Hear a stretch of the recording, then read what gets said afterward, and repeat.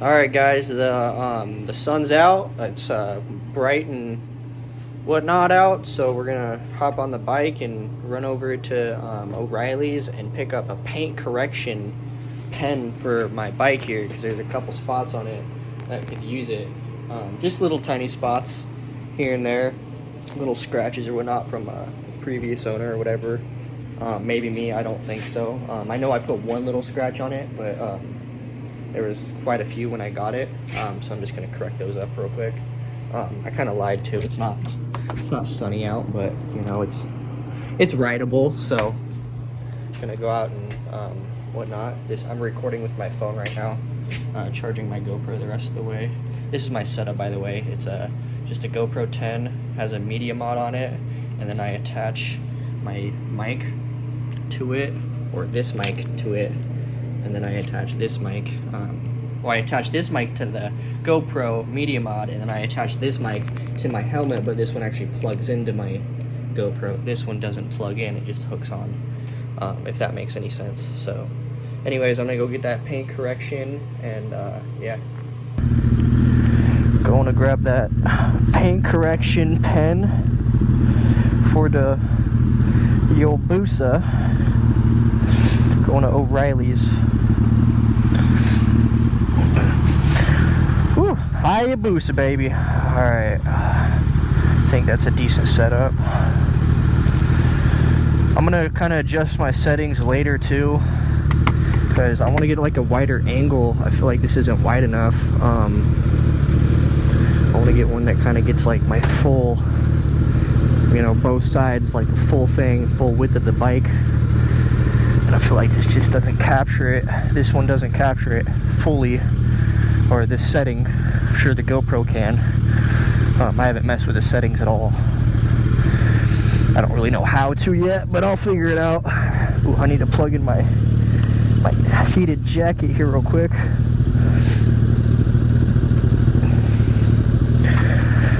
So what's it like riding a Hayabusa? Man, something else, dude. I haven't really ridden a whole lot of motorcycles to compare it to, so I can't really compare it to like a 600 or anything like that. I can compare it to my old Honda though, my Honda VTX 1300, big old cruiser, but that was a slow bike, you know. This is on a fucking completely another level. You know, like first gear can basically go almost as fast as the last gear on that bike, but that bike probably compares to like a 400 or something in speed. The Honda did. It was a big 1300 cc, so it wasn't a small bike, heavy cruiser, but it was made for, you know, cruiser stuff, so it wasn't made to go 200 miles an hour. But it could carry a lot of weight, so you know, it was a nice bike. I enjoyed it. I only rode it for like 3 months before upgrading to a Busa, which, you know, I never intended on doing. I hardly even knew what a Busa was, if I'm being honest. But you know, I had the Honda posted for sale just to kind of see what was out there, you know, and someone wanted to trade for a Busa, so I did it. That Busa, when I first got it, it was actually misfiring on a cylinder, and by misfiring I mean it wasn't firing at all on one of the cylinders. So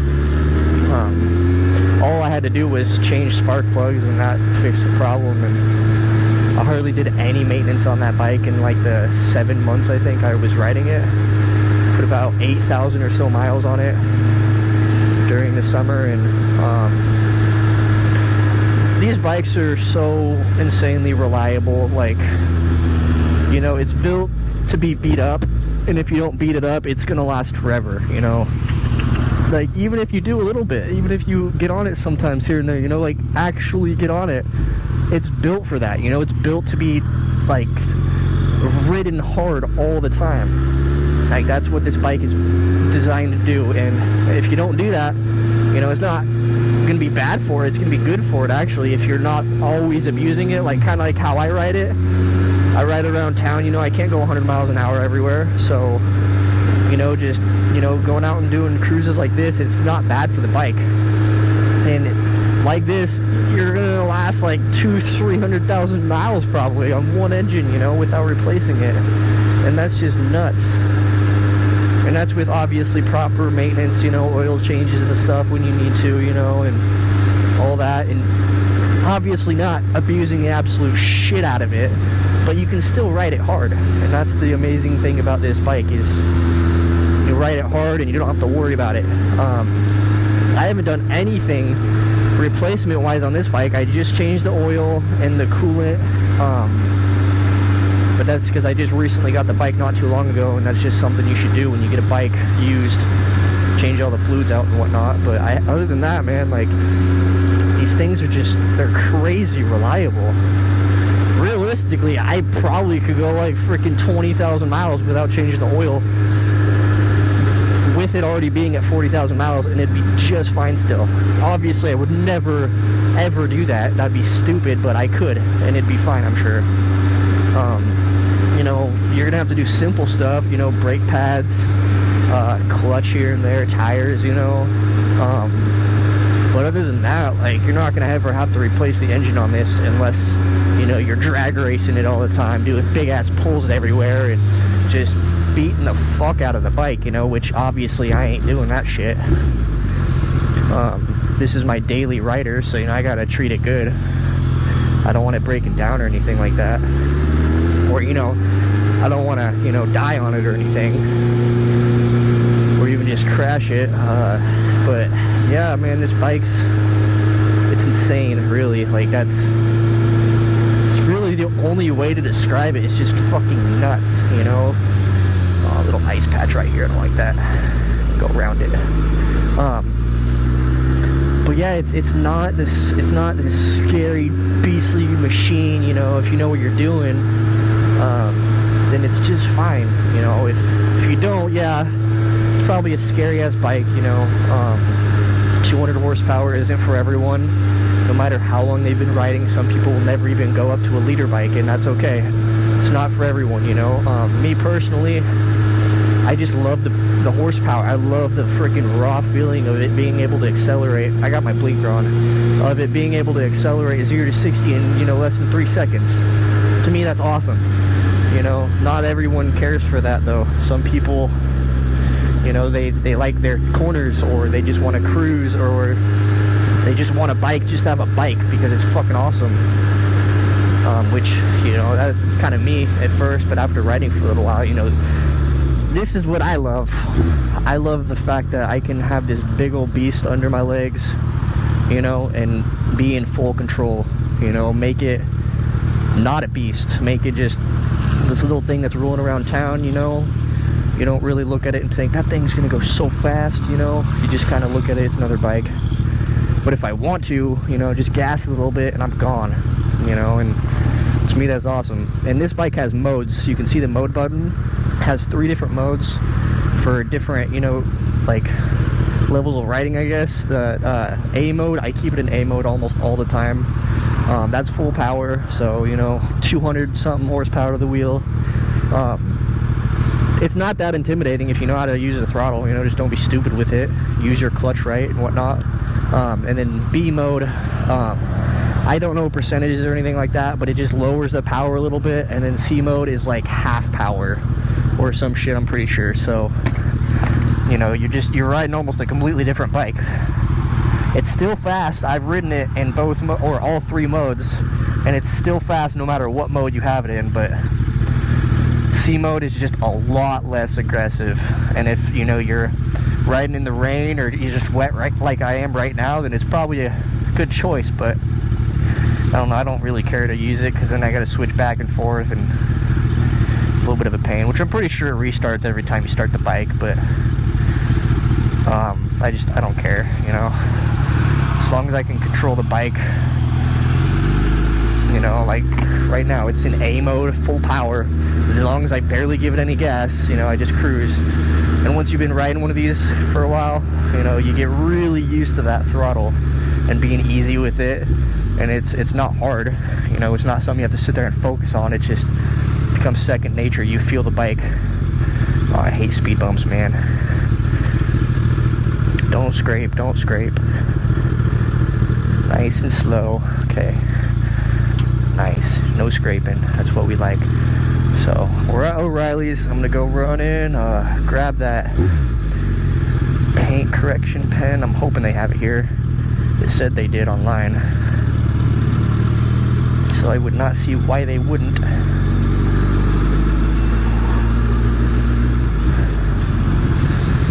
Yeah, buddy.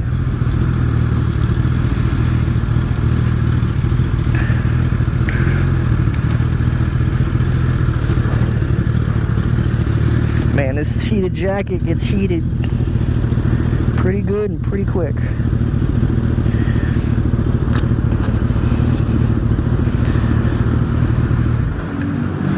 Alright, be back in a sec. What's up? I got my my paint pen. Good old Ford Ruby Red. That's what I was told the color was by the guy that painted it. One of the previous owners of the bike. He said it might not be exact, but like that's the color he used. So I'm sure that's it. I don't remember the exact thing he said in the text, but I remember him saying something like that. So I guess we'll see when we get back. When I put stuff in my pocket, I like to roll up my pocket a little bit like that so it can't fall out. It's never failed me.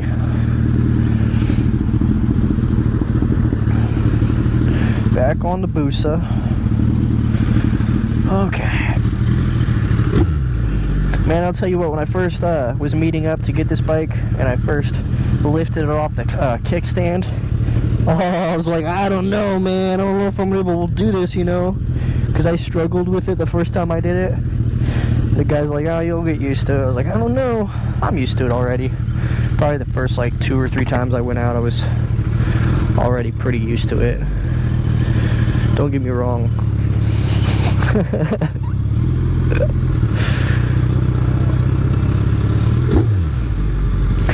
I love interactions with people most of the time. Sometimes they're not that great, if I'm being honest. Like, some people aren't, even when they're trying to be nice, they're not being nice. But majority of the time it's cool. People are pretty nice to bikers out here.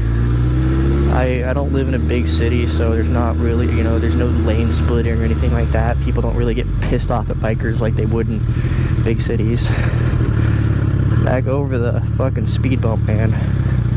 I don't scrape though, that's good.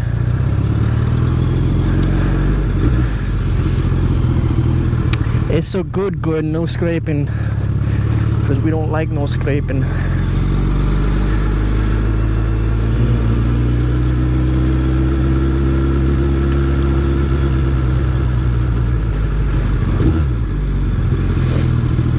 One crappy thing about riding motorcycles though sometimes is these pressure plates on the ground, the circles right here. Can't really activate them with motorcycles because they're not heavy enough, so you kind of gotta creep up to the line or past the line so the car behind you can come up and activate it for you if the lights aren't on a timer. Like, there's times where I've sat at lights for freaking 10 minutes just to wait for a car to come up behind me, activate the light, and that shit's annoying. But you know, that's one of the downsides of riding on 2 wheels on the street, you know, is there's quite a few things, and that's definitely one of the bigger ones, other than, you know, it's extremely dangerous. But that's kind of the fun in it, you know. It's a dangerous sport. It's not even a sport for everyone, you know. It's dangerous. It's a dangerous lifestyle, really. Once you get into this shit, you know, it's, even if you don't ride anymore, man, even if you stop riding it, like, you're gonna be talking about it the rest of your life, you know. It's a lifestyle, man. You'll be telling, you know, as an old guy, you're gonna be telling kids later on in life, you know, I used to ride one of them back in my day. And that's like, you know, it was your lifestyle. Once you're in it, you know. Once you hop on 2 wheels, you know, it's gonna be a conversation starter or whatever for like the rest of your life. Man, I want to wheelie so bad, but I don't have any traction right now because everywhere's wet. I don't want to just slide and burn up my rear tire even quicker, because there's already a little flat spot in the middle from doing little burnouts in the road. Not purposefully, just freaking, you know, hitting the gas, going a wheelie, and then I don't have enough traction yet, so it just, you know, it spins the tire freely before it gets traction, and then my rear tire is just a little bit more worn each time. Probably before riding season starts, though, I'm probably going to get that rear replaced. The front's brand new.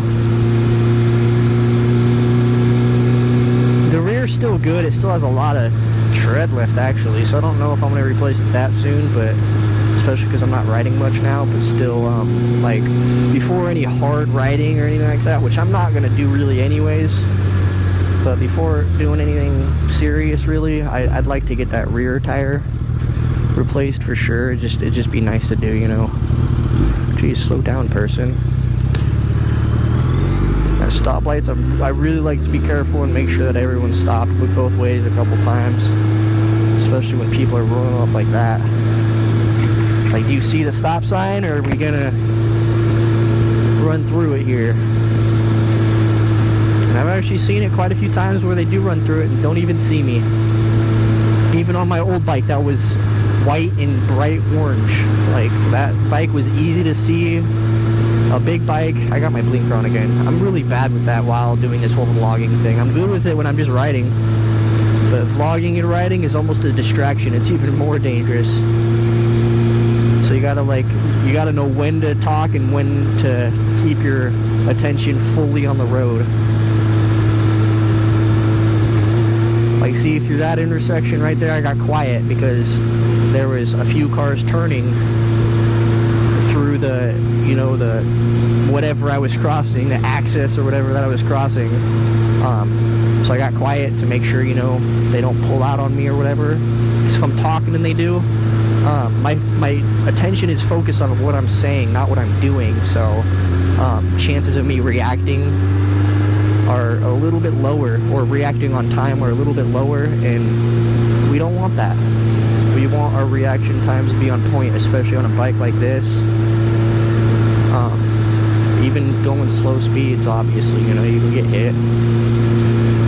And those happen more often, I feel like, than high speed crashes. You know, just low speed maneuvers or whatever, or coming out of a turn, or going through a light or whatever. That's where I crashed. My other boost, I laid it down going like 5 miles an hour. Maybe like 10, but still. I was going around a corner at a light. I stopped at the light, and then I went, and I lost traction.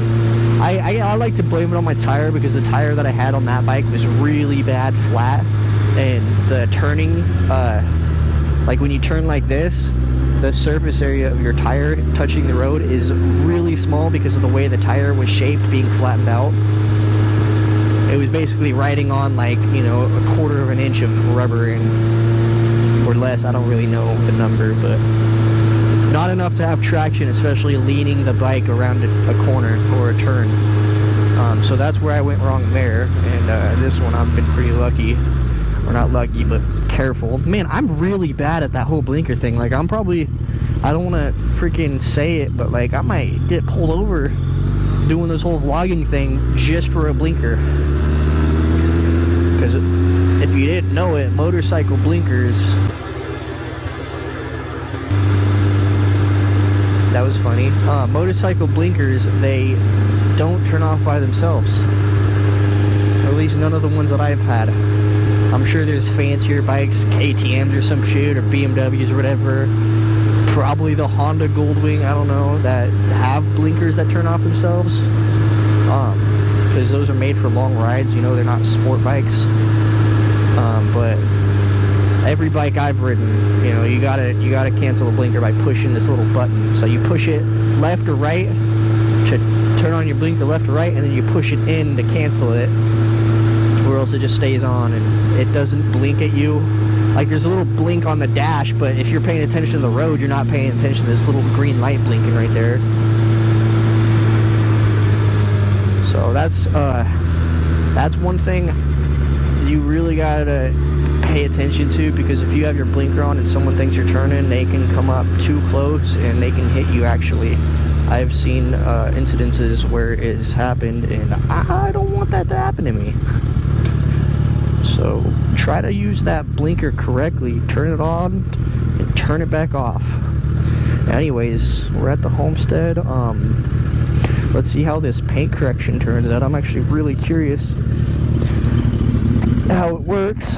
Man, this freaking native gear every time. I can never adjust it correctly for how, you know, I'm riding. Because if I'm riding faster, I want it higher. If I'm riding slower, I want it lower.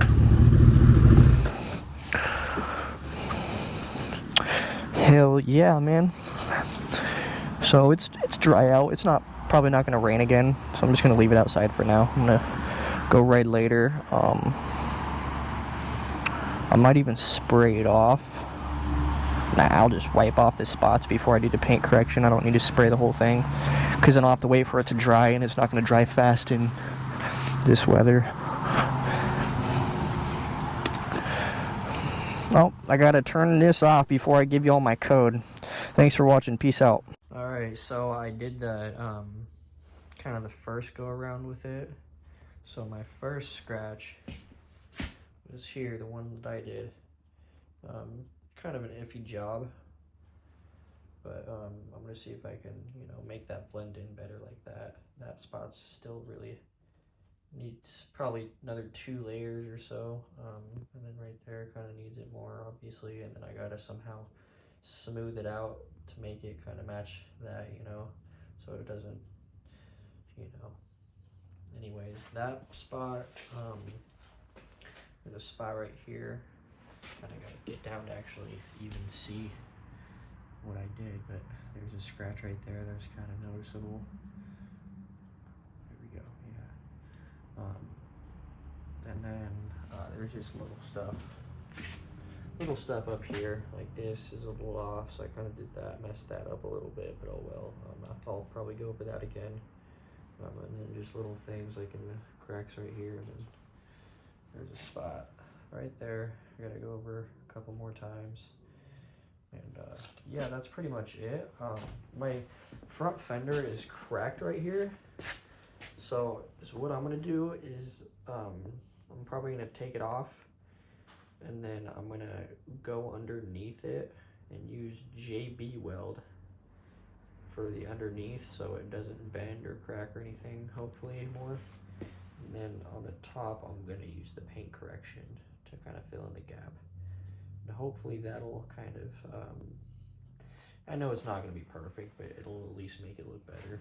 And JB weld will hopefully stop it from, you know, cracking more or moving or whatever, because kind of move it a little bit. That's pretty much it. This paint job isn't perfect how it is now, to be honest. I don't know if it's because of the original or the person that painted it originally, or just after miles, you know, just getting used, being on the freeway and stuff, getting hit by things, getting all these little marks. I've tried to clean them off, they don't go away. So yeah, that's that, which I don't really want to use the paint correction on all those. It's kind of pointless. I'll probably try on 1 or 2 just to see, but oh yeah, and then that spot's kind of janky. I hit that spot a little bit because it was popping through. I have 3 cameras on this phone, so when I zoom in and zoom out, it switches cameras, and then it looks weird switching cameras. But there was 1 or 2 more little things on this side. Right here, kind of where I throw my leg over, little scratches. I just to see. I wanted to try it, so I tried a little bit right there. Oh, there's someone on a bike out there. I don't know that guy, but I see him pass by all the time. Little spots right there, and I gotta hit that spot. I just noticed that. Yeah, just little things like that, you know. I'm gonna go around it a couple more times and hit those spots again and just try to get it as good as I can for now. I don't care about perfection like that. I just want to look good from pictures, and back here, you know, it looks great. You know, that spot kind of popped out quite a bit, and that spot definitely popped out quite a bit. And like I said, from certain angles, you can't even really tell. So Stuff works good. This little container though was $22. That kind of hurt a little bit. I was gonna go with the spray paint at first, but the guy recommended that I get this. The guy that painted it originally, he recommended that I get this because spray painting is more prep and just more of a pain, and you waste a lot of paint doing that. This, you kind of, you know, it's more precise and you're not really wasting much paint, if any, you know. It's got its little abrasive thing so that you can kind of scratch out the, oh yeah, and then right here, that's right, I had to scratch out this little spot because it was kind of bumpy.